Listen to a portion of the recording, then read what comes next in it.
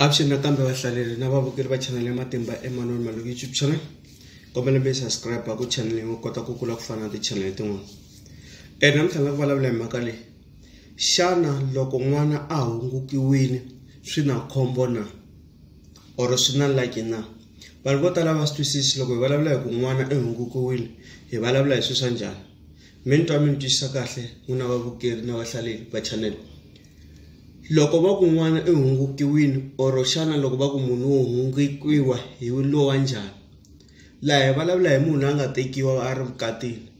mi kuma ku va fambile va lovola ku buwa lilili ku tsakiwa ku makoti i vuye kaya, kumbe loyiwani i nsati wa ximanimani loyi va nga mbalisana ringi, loyi va nga cata, or loyiwani i nsati wa swimanimani loyi ka vona va swi tiva ku n'wana wa yena i tekiwe hi mikwembu ya ka Chavalala, mikwembu ya ka Maluleka, mikwembu ya ka Balori, mikwembu ya ka manimani, swi ta hi ku hi wela kwihi. Ni le ka n'wina va vikini na yena luya loko a fika kule vukatini va vurile va ku n'wana ka swimanimani hi loyi i makoti wa la mutini, ivi a famba a ya hunguka. Loko ku hunguka hi loko yena wena wa famba ya kuma mihlekisani a handle, loko kuma mihlekisani a handle ivi mihlekisani luya a fika a endla sweswi endla ku swona, ivi munhu a hi swi vekeni rito leri a hi ku rhuketela, ivi a kuma nyimba kumbe a va pregnant tanihileswi van'wana va swi vulavisaka swona, kumbe a va na khwiri,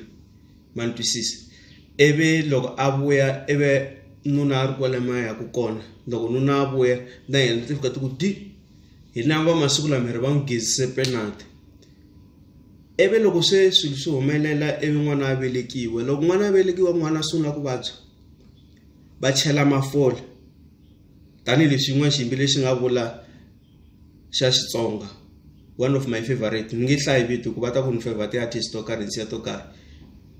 ma ni twisisa. Loko a ku ni ka dokodela ni ya tin'angeni ya maporofetini swi fana do, naswona sweswiya leswi swi vulavula ku xiyimbeleri lexiya lexi ni xi vulaka ni my favorite, ni nge n'wi hlayi vito or ni nge hlayi vito because ni rhandza music wa yena too much 100%, na ku ni rhandza music wa swiyimbeleri hinkwaswo swa Xitsonga. Ivi va ku a yini ni phahleni swi fika swi tsandza, kumbe va vitana hanu wa kwala mutini va ka n'wana buta swilungu le kaya le, or n'wana buta wa n'wina xitukulwana lexa buta swilungu le kaya, va fika va chela fole swi tsandza. Ivi va tshama hansi va swi langutisa kahle vakhalabya na vakhegulu va ku something wrong, va ta rhumela titsumi le ka n'wina, va fika va vutisa va ku kombe mi vutisa n'wana wa n'wina hi ta n'wi vuyisa, mi n'wi vutisa ku kahle kahle why n'wana loyi a nga holi mavabyi, hi zame mixakaxaka hinkwaswo hi tsana. I ta fika va byela ku mina ni endli swilo swa so. Ivi va swi amukela swi fihliwa swi va swi hundla. Ivi mi kuma ku n'wana loyi se loko a kurini, a ni van'wana mi kuma vakhalabya na vakhegula hi na swihundla, mi twa ku i nga hlamali phela n'wana loyi wa cousin ya wena i lo hungukiwa, i n'wana wa ka swimanimani a hi n'wana wa kona laya. Ivi se kuma ku n'wana loyi ku tshama ku tlangiwa yena, loko a endla something twa i nga ti ta hi endla leswi swi endlaka phela wena wa kona la i lo hungukiwa, i n'wana ka swimanimani, a wu voni va fana na vana va la mutini, ma swi vona. Se swilo leswi swa ku n'wana a hungukiwile na sweswi swa ha endleka, vo tala va ha swi endla. Ni nge hlawuli ku swi endlekele ka mina or swi endlekele ka un'wana, i swihundla swa tifamily to tala leti nga kona, i swihundla swa mindyangu swa ku n'wana i hungukiwile, n'wana yo endle mahungukele ma ta hi tindlela to hambanahambana. Mi kuma tingoma ta ha chayi le ndlwini, xikuma a xa ha rimi swona or banga ra ha rimi swona. Ivi vakhegula lava ku makoti wo pfa ya ringeta la handle hi vona, loko a fika le handle ivi swi fika swi endleka.